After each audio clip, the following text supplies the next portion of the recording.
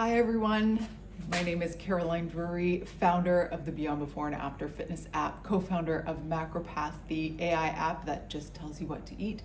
And I'm also training to run the Great World Race in November 2026. That is 7 marathons, 7 days, all 7 continents. I just finished a 7-mile run. I'm on vacation here in Mexico. So you can see the hotel room behind me. I got water, I'm sweaty. My hair is post-run hair, so excuse the post-run look.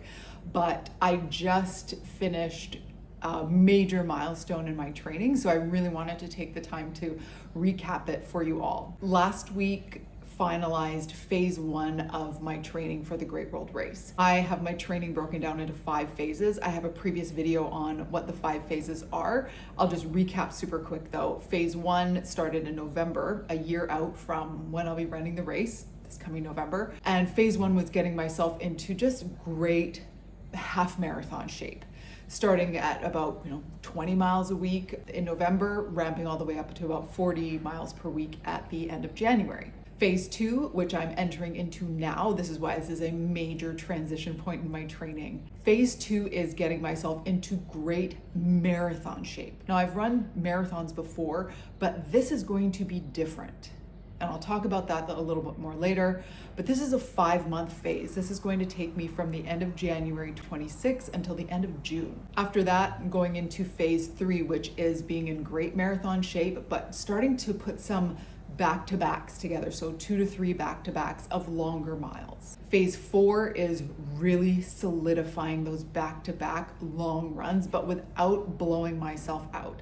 So that will be ramping up into doing, 3 18-mile runs, 3 20-mile runs, and it will finish, it's only about a 4-week phase, but it'll finish in doing 3 22-mile runs. And then the last phase, which is phase 5, is the taper down. If you're new here and you're interested in more of the training data to get to the Great World Race, I have everything linked in the comment or in the description below. I've got all of my data is online. I've been tracking it every week, putting it out into the public, all of my macros, all of my training data, the strength training I'm doing, because I find when people do these great big things, we see the prep online and it looks all Instagram worthy, and then they do this great race and you're like, what did that actually take? So I'm making my absolute best effort because I love teaching, I love coaching, but I also just want to pull the veil off of it. So if you're interested in the training data, please go look in the description. All the links are there. You can get as nitty gritty as you want. If you like to see sort of all the Instagram worthy content, that's what you're interested in, please follow me on Instagram. A big general pivot that I've made in all of my training for the Great World Race versus the races I've done before. The races I've done before, which have been good, but I've run them to pace. And that has actually freaks me out when I get to race day because my heart rate is already really elevated and I try to run the pace because my heart rate is elevated because I'm all the excitement of the day and the adrenaline, and I try to run the pace at which I'm supposed to run, and my heart rate is so elevated, I find that I can't sustain the pace. So some of it is going to, mental work to calm myself down. However, the training that I'm doing for the Great World Race, because I'm going to be running in all different climates, from Antarctica to Abu Dhabi to Colombia, cold and dry to very hot and dry to very hot and humid. If I try to run to pace, I will absolutely blow myself out because the Great World Race is absolutely about running, but it's really a recovery mission. How well can I recover in between the races? And it's a balance between spending enough time on my feet and not spending too much time on my feet, and eating enough and recovering well. The best way to how I'm doing is my heart rate, because in hotter, more humid environments, my heart rate will raise at a slower pace. So I just want to watch that because I don't want to push myself so hard that I can't recover properly for the next race. So let's recap phase 1. And then I'll give you a little bit of an insight into what's going to be the nitty gritty of phase 2. So phase 1 was November, December, and January.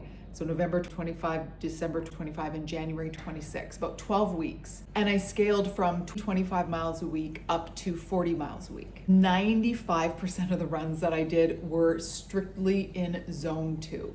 How do I know what my true zone 2 is?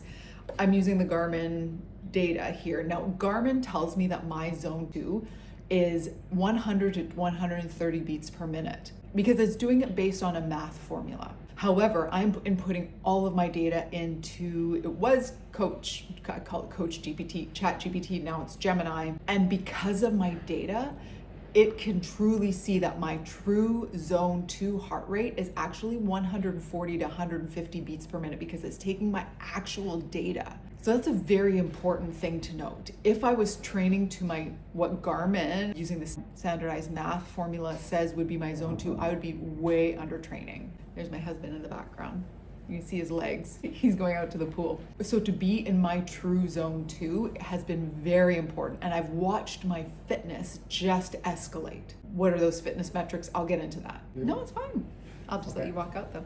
I'm going now. Okay. From a physiological standpoint, watching my fitness increase through my zone 2 has been really interesting. So I started this process. I'm doing a lot of running on the treadmill just because I'm in Canada. It's very cold outside. I'm doing my long runs outside, but a lot of my weekday runs are on the treadmill. But when I started in November, to get to my zone 2 heart rate, I had to run at about a 9-minute, 30-second mile per hour pace. I finished those 12 weeks with needing to get to an 8-minute, 49-second mile per hour pace to get to my zone 2. So that's almost a minute difference. And what I did to do that is just adhere to the zone 2 principle. It's low and slow, and it really helped me also work on getting my ego out of the way, because if I want to get the most of the benefit of just building my aerobic base, and why are we running so much in zone 2? It's to build an aerobic base, because that is what's going to carry me through 7 marathons. Yes, obviously the strength of my legs being really strong, but that aerobic base and that ability to endure in that zone 2 for a good amount of time is it's building my foundation. Mentally, it's really helped me break through that boredom barrier. The boredom barrier that we think is like, oh my gosh, I just want to run fast because it's exciting, but what's not exciting is blowing myself out and not being able to recover properly when I'm running 7 marathons. So I'm really playing the ultra long game, and that's what phase 1 really taught me. Get my ego out of the way. And it paid off just in how much faster I needed to get to my zone 2. Now let's go into this strength training in phase 1 looked like. I started out with only training 4 days a week because I was only running 4 days a week at the beginning of phase 1.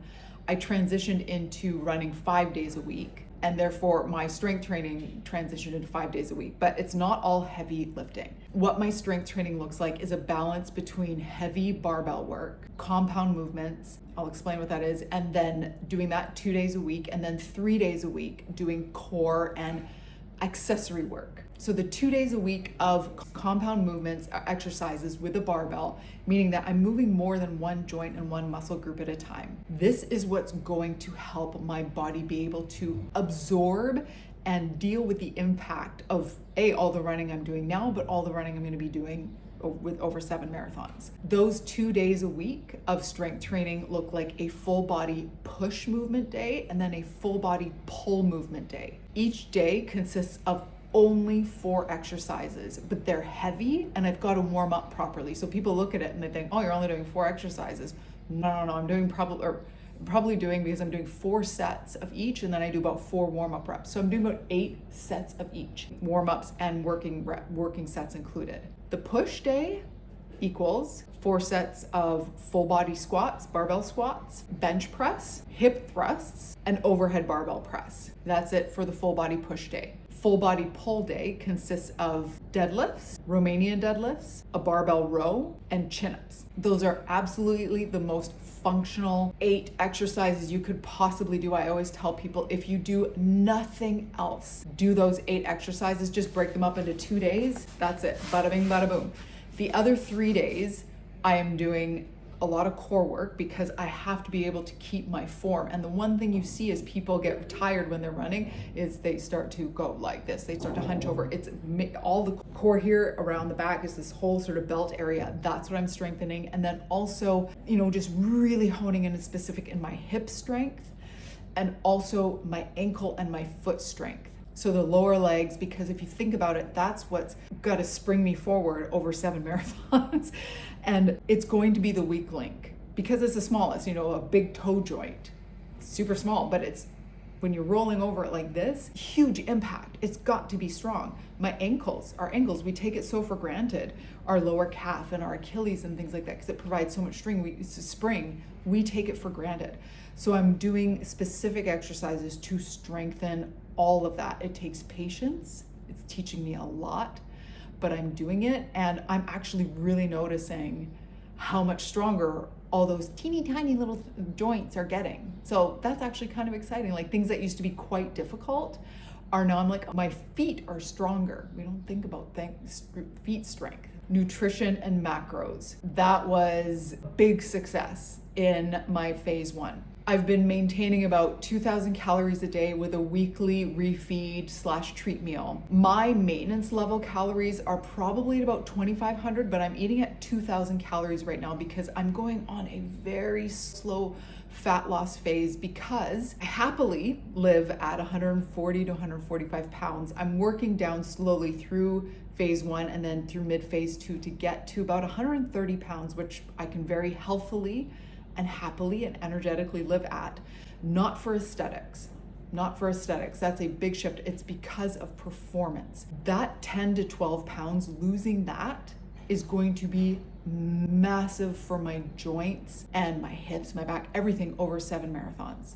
If you think about running 7 marathons with a 10 to 15 pound weight vest versus not, I take running it without. So I'm going on a very slight fat loss phase, losing about a half a pound a week or 0.75% of my body fat each week, just shaving it off because my performance cannot suffer during this training. But I also just want to shave off that little bit of weight just to make healthier for my body running those 7 marathons. So that means nailing my macros, and really watching my recovery metrics with this slight deficit. But all the basics work, and they are working. Meal prep, enough protein, enough carbs, and enough fat. It's working. So my macros right now, about 155 grams of protein, 220 grams of carbs, and 60 grams of fat. Nailing those kind of day in, day out with a treat meal on Fridays. Boom, shaving off, it's working. I'm recovering super well, and I enjoy my meals. It's easy to adhere to, just eating the food, recovering well. Now let's talk about recovery and mindset work, because this is the silent part of training that is not glamorous. You can't see it, I can't show it, but it is an equal part of the pie. Recovery, watching my sleep metrics, how well am I sleeping, watching my HRV, which basically shows how my nervous system is recovering overnight from all the training and everything like that. Watching my resting heart rate, how quickly and how low is it getting overnight. That also shows how much stress is on the body. And so far, everything is improving, which you wouldn't think going in through even like a half marathon type training that I did in phase 1. My HRV has gone from averaging at about 60 to 65 up to averaging at 70. The metric is between 20 and 120. So my metrics are improving. My resting heart rate continues to be at about 38 to 40 beats per minute overnight, which is very common for runners.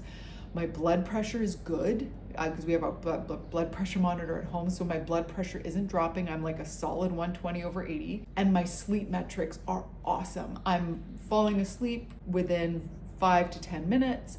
I'm sleeping through the night and not waking up constantly unless I gotta go to the bathroom. And I'm giving myself a good 7.5 to 8 hours of night of sleep. So all the recovery metrics, even with this slight deficit, say all systems go. And the mindset part of it, really what phase 1 set me up for. I know I talked about this at the beginning, but getting my ego out of it. Because I'm showing this process online, which I love, but I'm not doing it to show anybody anything other than myself. I want to do this well for myself and hope that I inspire others along the way.